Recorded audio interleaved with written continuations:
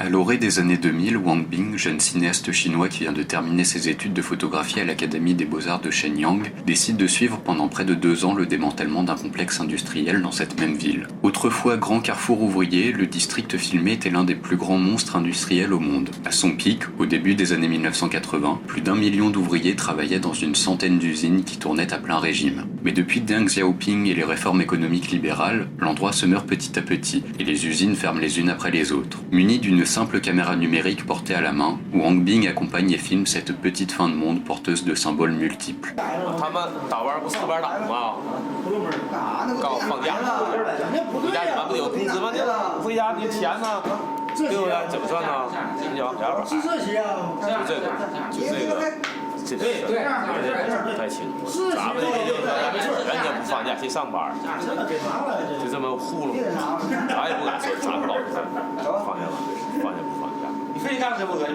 Le résultat produit est déroutant et peut effrayer de prime abord. Plus de 9 heures de documentaire dans un complexe industriel en déclin. Pourtant, la durée est presque trop faible, mise en parallèle avec les 2 années d'accompagnement du cinéaste qui s'est réellement immergé dans cet endroit. Le documentaire se découpe en 3 parties. La première, Rouille, s'intéresse aux usines encore en fonctionnement et aux derniers ouvriers encore en activité. La deuxième, Vestige, s'intéresse au quartier d'habitation ouvrière adjacent au complexe industriel, lui aussi menacé d'un démantèlement prochain. Et enfin, la dernière, Rail, suit principalement une famille, un père et un fils, 2 marginaux qui survivent dans cet endroit par diverses combines. Ce long accompagnement permet de réellement saisir la déperdition de cet endroit. On y observe ses rues, ses allées, ses bâtiments, ses rails, ses habitations qui se répètent inlassablement et qui semblent s'étaler indéfiniment à l'horizon. Et surtout, on y observe le manque de vie. On voit à quel point la rouille, la pierre, la ferraille, la construction s'est substituée à la végétation, la nature. L'endroit est terne et grisâtre à perte de vue. Des terrains entiers deviennent des décharges à ciel ouvert. Le monstre créé est tellement imposant qu'il ne peut disparaître aussi rapidement que les politiques récentes le souhaitent. Reste alors cette immensité de vestiges et de ruines marquée par le temps, symbole d'un temps encore pas si lointain où tout était en état de marche.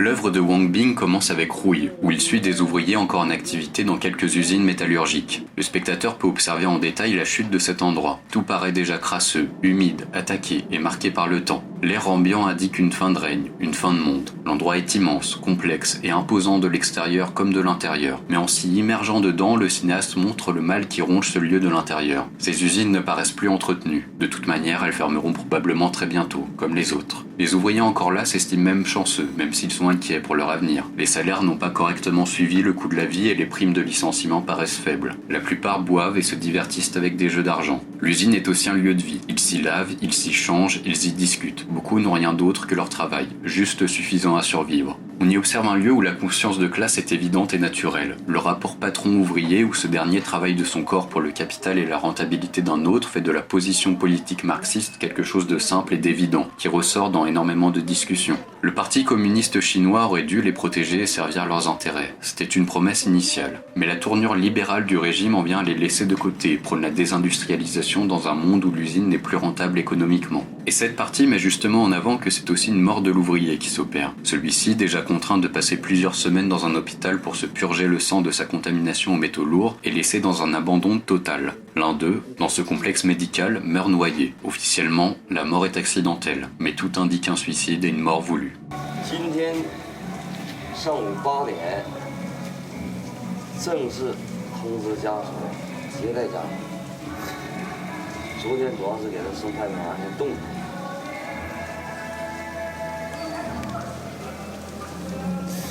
其实昨天就应该让他了。这个我跟你说，搁水塘旁边是一个毛病。就是你搁现场那块抓的，La deuxième partie, Vestige, plonge dans le quartier d'habitation des ouvriers. Créé et construit pour loger cette importante main-d'œuvre. Les rues et les maisons se succèdent et se ressemblent dans une immense étendue de bâtisses hasardeuses au confort et à l'étendue limitée. Désormais, le cinéaste s'intéresse ici à une poignée de personnages pour saisir et capter le quotidien de cet endroit. Certes, la pauvreté est partout, mais il persiste tout de même des bribes de vie normale. Les adolescents s'ennuient, se retrouvent pour discuter, tombent amoureux, cherchent à séduire et se battent éventuellement. Malgré l'absence de richesse et de perspective, ils restent comme des invariants propres à la vie de tout adolescent. Nombreux sont aussi les adultes au chômage, qui survivent tant bien que mal en fouillant dans les terrains vagues, en jouant à la loterie et en buvant de l'alcool. La mélancolie semble omniprésente dans cet endroit rythmé par le passage des saisons et les fêtes populaires comme le Nouvel An. Mais avec la fermeture des usines, l'État souhaite aussi réaménager le quartier. Les habitants sont alors prévenus que tous doivent quitter les lieux et seront relogés. D'abord réticent, le spectateur peut observer la mécanique de manipulation mise en place pour les amener à tous partir, notamment en promettant les meilleurs logements aux premiers qui le demandent pour initier une vague de départ. Malgré tout le dispositif mis en place jusqu'à couper l'eau et l'électricité, une poignée de familles subsiste et refuse de partir dans une précarité totale. Question de principe, ils ne veulent plus participer à un jeu étatique qui a déjà trahi ses promesses par le passé. Alors ils restent et résistent.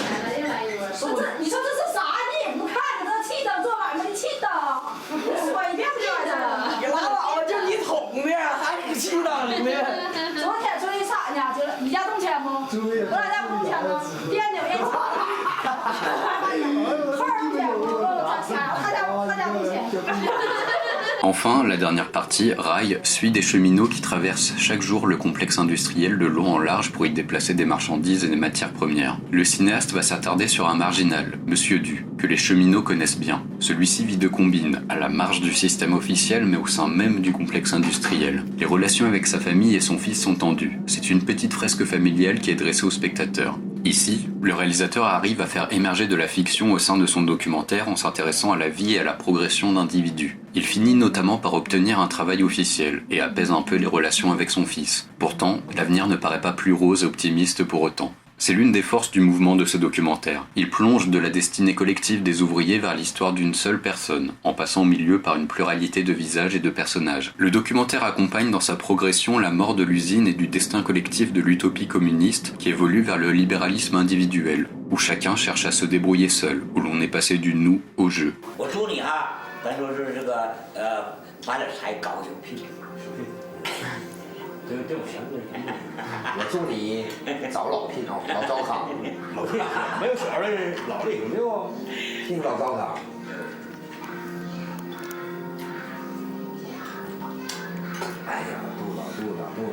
À l'ouest des rails s'illustre en mettant en relation plusieurs symboliques. En se positionnant de 1999 à 2001, le film évoque cette transition, ce tournant qu'est l'arrivée des années 2000. Un nouveau siècle et même un nouveau millénaire arrive. C'est l'occasion d'un bilan. Or, le siècle précédent s'est à la fois illustré par l'émergence et la fin des utopies socialistes, mais aussi par l'émergence du cinéma, un art nouveau qui ne s'est défini et propagé que récemment. Le film ne parle pas frontalement de cinéma, mais il évoque son évolution par son exécution même. Le cinéaste filme seul avec un nouveau format de captation, le Betacam numérique. Ainsi, c'est une double mise en parallèle d'une mécanique historique qui évolue vers l'individuel. À la fois, les rêves de destin collectif s'estompent et le politique ouvre de plus en plus la place au destin individuel par l'entremise de l'économie libérale, mais aussi, la technologie fait que le cinéma, historiquement un art collectif à plusieurs mains, peut désormais s'exécuter seul, avec un seul opérateur, une caméra à la main, sans équipe, qui peut alors encore plus se plonger dans le quotidien, l'individu, l'intime. Mais là où ce format de captation était précédemment utilisé surtout pour se filmer soi et parler de soi, Wang Bing s'en sert pour filmer et accompagner les autres, donner une voix à ces invisibles. Le cinéaste fait de l'outil numérique un choix judicieux pour s'intéresser à cette micro-fin de monde et aux sentiments mélancoliques. À la fois profondément humain, témoignage majeur et nécessaire et manifeste esthétique,